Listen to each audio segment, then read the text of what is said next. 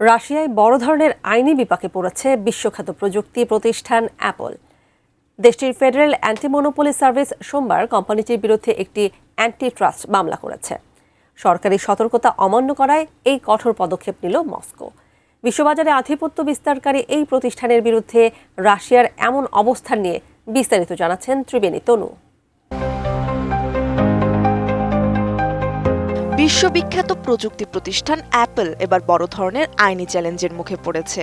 রাশিয়ার federal anti monopoly service বা FAS এই মামলাটি দায়ের করেছে। সোমবার সংস্থার পক্ষ থেকে সাংবাদিকদের এই তথ্য নিশ্চিত করা হয়েছে বলে জানিয়েছে রাশিয়ার রাষ্ট্রীয় সংবাদ সংস্থা তাস। তাসের খবর অনুযায়ী রাশিয়ার প্রতিযোগিতামূলক বাজার সুরক্ষা আইন অমান্য করেছে অ্যাপল। এর আগেও কোম্পানিটিকে এ বিষয়ে সতর্ক করেছিল রুশ কর্তৃপক্ষ।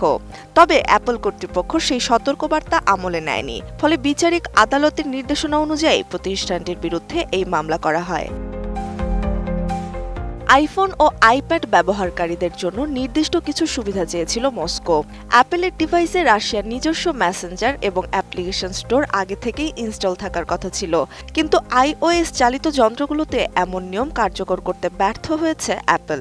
দেশটির নিয়ন্ত্রক সংস্থা বিষয়টিকে দেখছে আইন লঙ্ঘন হিসেবে। কোয়ালিটি সম্পন্ন আন্তর্জাতিক মানের still bar CSRM, committed for better still. রাশিয়ার বাজারে দেশীয় প্রযুক্তির প্রসার ঘটাতে চায় দেশটির সরকার।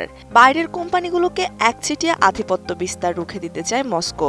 সে কারণেই অ্যাপলের মতো বড় প্রতিষ্ঠানের উপর এমন কড়াকড়ি আরোপ করা হয়েছে বলে মন্তব্য যুক্তরাষ্ট্রের প্রযুক্তি বিশেষজ্ঞদের। এই মামলার ফলে রাশিয়ায় অ্যাপলের ব্যবসায়িক কার্যক্রমে নতুন জটিলতা তৈরি হতে পারে বলেও মন্তব্য করছে তারা।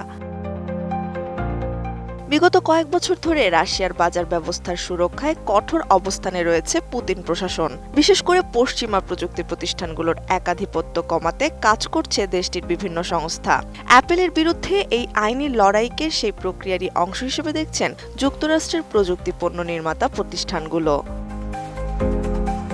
ত্রিবেণী তনু, ATN নিউজ।